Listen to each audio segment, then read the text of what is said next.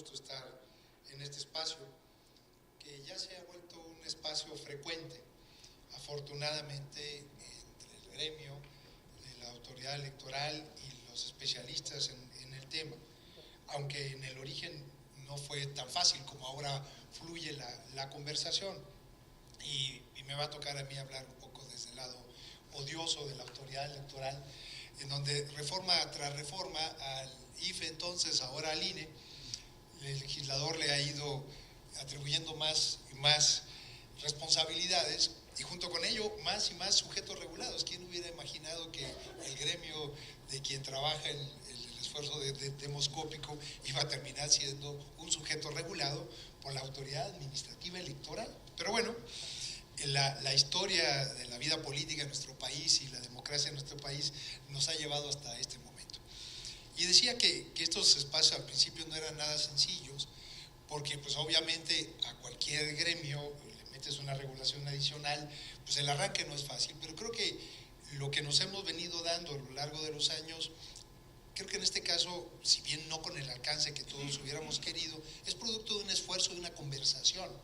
en el gremio, con la autoridad electoral y en algunas ocasiones con los mismos legisladores que no siempre han escuchado todas las complejidades que tiene que ver los resultados de las encuestas, el ejercicio de las encuestas con la vida electoral, pero en ocasiones sí han atendido, como bien se consignaba en el transcurso de la primera parte de este foro, en sucesivas reformas, y han atendido algunos de los requerimientos y algunas de las particulares de la reforma, aunque hay todavía muchísimas cosas por hacer. En aras del tiempo, porque si no corre el riesgo de toparme todo, me permitiré leer un texto para poner sobre algunas ideas que quisiera compartir con ustedes. Como ustedes saben, la función de la autoridad electoral en materia de regulación de encuestas consiste en allegarnos de los estudios metodológicos que respaldan los resultados de las encuestas que han sido publicadas, para darlos a conocer a la sociedad y de esta manera ofrecer un insumo que permita distinguir entre las encuestas rigurosas que cuentan con respaldo científico de las que no lo son. Es así que la regulación mexicana se basa en un régimen de transparencia y máxima publicidad que busca, con la difusión del respaldo metodológico de las encuestas publicadas, contribuir a un ejercicio más pleno del derecho a la información. De ninguna manera, y conviene ser enfáticos, la regulación vigente impide o limita la publicación de encuestas electorales. Solamente busca asegurarse de que aquello que se difunda como resultados de un estudio demoscópico, es decir, científico, efectivamente lo sea. Estas reglas no invaden ni violentan la libertad de expresión, sino que contribuyen a contar con una opinión pública mejor informada. Los datos sobre la proliferación de encuestas publicadas en diversos medios de comunicación son elocuentes. A lo largo del proceso electoral federal en curso, es decir, del 8 de septiembre hasta el día de ayer,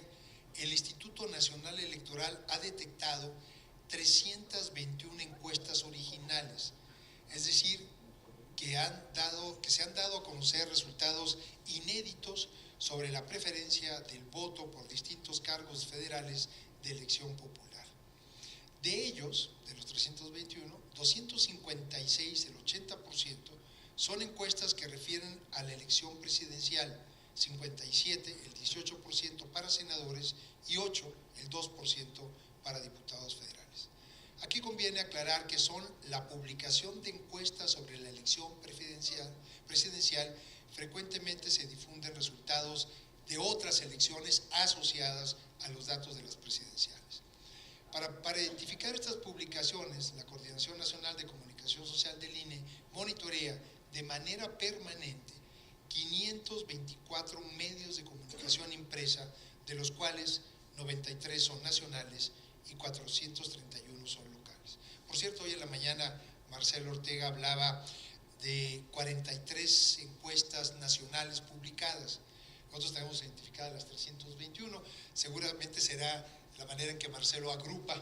el conjunto de las encuestas. Y yo tenía la misma impresión de lo que él refería en la mañana, que en este proceso teníamos mucho menos discusión en torno y mucho menos publicación de encuestas de preferencias electorales. Sin embargo, revisando con mi equipo los datos de procesos anteriores, esto no es así. No creció mucho para el 18, pero sí hay un incremento en relación al 12 y al 6. Insisto, yo también, antes de ver los datos duros, tenía la misma impresión que había decrecido el número de publicaciones de encuestas, pero parecería, por los datos que nosotros tenemos, que esto no es necesariamente así.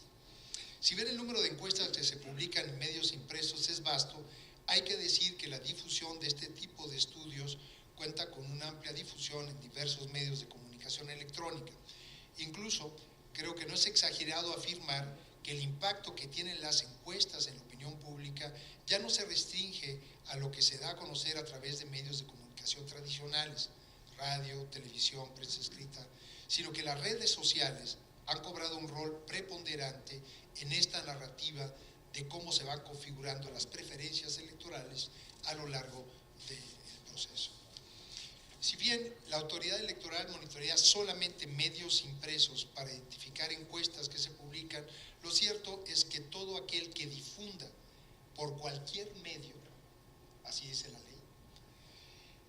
resultados sobre preferencias electorales, está obligado a entregar a la autoridad electoral, al INE para el caso de los federales y a los institutos electorales en los estados para las encuestas locales, la metodología, el estudio metodológico que respalda los resultados que dan a conocer. Es decir, el hecho de que el INE no monitoree otros medios de comunicación donde también se publican encuestas no les exime de la entrega de la metodología en cuestión. A la fecha, el INE ha recibido 149 estudios metodológicos, de los cuales 117 respaldan 246 encuestas publicadas en medios impresos y detectados por esta autoridad, y 32 corresponden a encuestas publicadas en medios distintos a los monitoreados por el INE y que han sido entregados a esta autoridad motu propio por quienes han publicado o bien realizado dichos estudios. Como se observa, si bien la mayoría de los estudios que recibe el INE corresponden a las publicaciones detectadas por la propia autoridad, y esto se debe en mucho a las gestiones y requerimientos formulados por el INE, lo cierto es que hay un número no menor de casas encuestadoras que entregan sus estudios metodológicos sin que medie ningún requerimiento. Es innegable que las encuestas juegan un rol muy importante en la discusión pública en torno al proceso electoral. Vean ustedes, únicamente el monitoreo a medios impresos que realiza el INE en este proceso electoral se han detectado no solo la publicación de 321 encuestas originales que dan a conocer resultados de manera inédita, sino que además se han identificado la difusión de 175 reproducciones de encuestas publicadas con anterioridad